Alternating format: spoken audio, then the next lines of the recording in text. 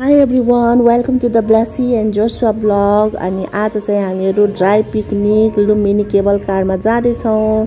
यसरी सबैजना फ्यामिलीहरु मिलेर बच्चाहरुसँग न्यू एडभेन्चरको लागि लेट्स गो है त। मैले हजुरहरुलाई त्यहाँ गएर सबै कुराहरुमा क्लिक गरेर देखाउने छु। मेरो काखमा चाहिँ मेरो कान्छो भदा बसेको छन् अनि जोशुवा चाहिँ मामासित, ब्लेसी माइजूसित अनि बीचमा आरोन छन् अनि म अनि यसरी बसेर हामी यसरी जाँदै थियौं। अनि अगाडिको पिंक कलरको कारमा चाहिँ हाम्रो दिदी भिनाजु अनि फुपू अनि फुपूको छोरा बस्नु भएको थियो।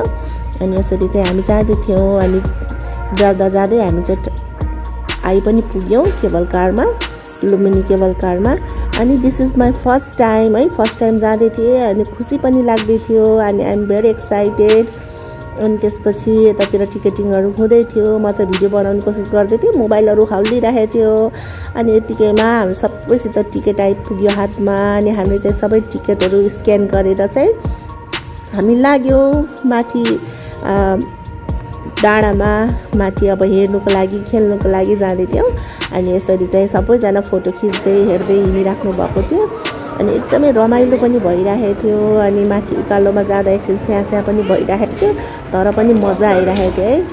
अब अनि यसरी केबल कारमा चढ्नको लागि चाहिँ एक्साइटेड पनि भइरहेको थियो। अनि यसरी केबल कार भित्र चढेपछि चाहिँ यसरी हेर्दाखेरि चाहिँ एकछिन चाहिँ डर पनि लागिरहेको थियो अनि एट द सेम टाइम मजा पनि लागिरहेको थियो। अनि हामी माथि पुगेपछि चाहिँ अनि बच्चाहरु साथै ठुलो सबैजना चाहिँ जिप लाइन खेल्नको लागि रेडी हुँदै हुनुहुन्थ्यो। अनि यसरी चाहिँ भाउजू अनि ब्लेसी भएर चाहिँ जिप लाइनमा एकचोटि बसेको थियौं अनि यति रमाइलो देख्यो त्यो हेर्दाखेरि। हेर्नु त डाँडा काँडा अनि त्यो साउन्ड चिच्चाको पछाडी चाहिँ लाउड म्युजिक लगाइरहेको थियो अनि त्यही भएर चाहिँ अलिकति म्युट भयो, नै त मजा आउँथ्यो सुन्नुको लागि पनि है क्राउड।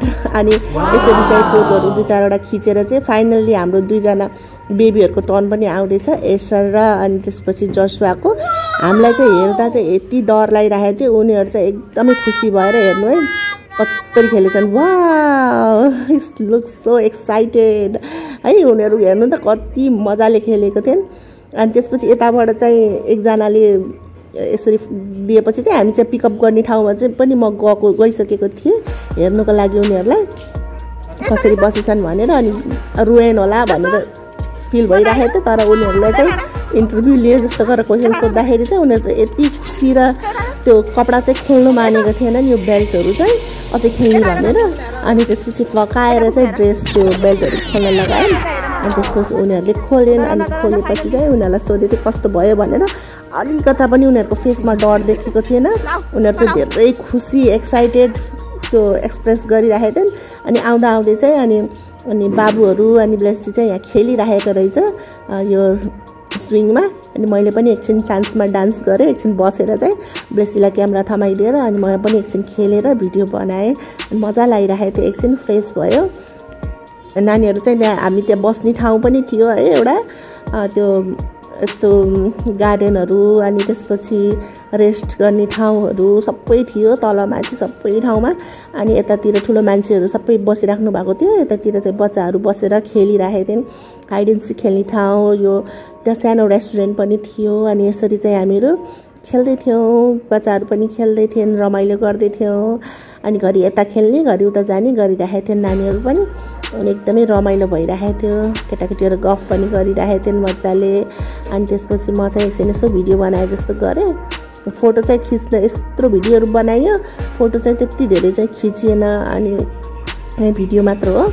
अनि यो जति चाहिँ यो मोबाइलमा चाहिँ यति धेरै भिडियोहरु क्याप्चर चाहिँ भएको छैन। यो ठाउँ चाहिँ एकदमै राम्रो प्लस रिफ्रेशमेन्टको लागि चाहिँ इट्स द बेस्ट प्लेस भन्छु है म, सबैजनालाई रिकमेन्ड गर्छु एकचोटि जानको लागि। एकदमै राम्रो ठाउँ छ अनि बच्चाहरु पनि धेरै खुसी भएन। उनीहरुलाई चाहिँ यहाँ आएदेखिको चाहिँ खेलै छन्, उनीहरु थाकेको पटक्कै छैन। यता फुपूले पनि भिडियो फोटो बनाउँदै हुनुहुन्थ्यो, उता भाउजूहरुले पनि बनाउँदै हुनुहुन्थ्यो, एकदमै रमाइलो भइरहेको थियो। अनि मैले चाहिँ यतातिर सानो क्लिप बनाउँदै थिएँ, त्यहाँ पछाडी चाहिँ बाबु खेल्दै थियो, सानो बाबु यसरी चाहिँ नास्ताहरु बनाएर लिएर गएको नास्ताहरु चाहिँ खाँदै थिएँ। मलाई चाहिँ खिर एकदमै मन पर्यो, डबल तिर्बल थपेर खाएँ है।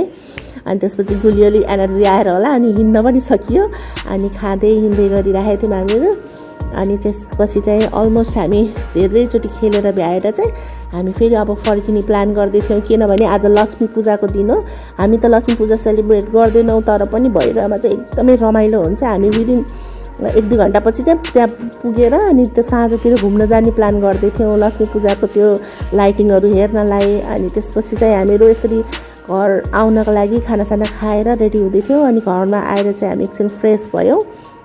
अनि फ्रेस भएपछि चाहिँ हामीहरू उता जानको लागि तयार गर्दै थियौँ। अनि यो ठाउँमा चाहिँ कस्तो राम्रो रहेछ क्या, त्यो डोमेस्टिक एयरलाइन्सहरू जस्तै यहाँ भइरहेको डोमेस्टिक एयरलाइन्स भन्दा पनि राम्रो लाग्यो है मलाई चाहिँ। यो ठाउँ त्यति निट एन्ड क्लिन थियो, भित्र गिफ्ट पसल पनि थियो, एकदमै के म्यानेज तरिकाले एकदमै राम्रो तरिकाले बनाएको थियो।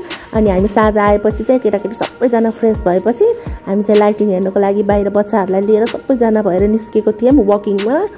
अनि वकिङमा जाँदाखेरि चाहिँ सबै बच्चाहरूको हात पक्रेर हामी निस्केका थियौँ। एकदमै पटेका बम अनि यहाँ डिजेहरू सबै चलिरहेको थियो कि एकदमै लाउड। अब कसरी भन्ने, तपाईँहरूले यो चाहिँ यहाँको लोकल च्यानलहरूमा पनि सबै लाइभ भइरहेको थियो होला, हेर्न सक्नुहुन्छ।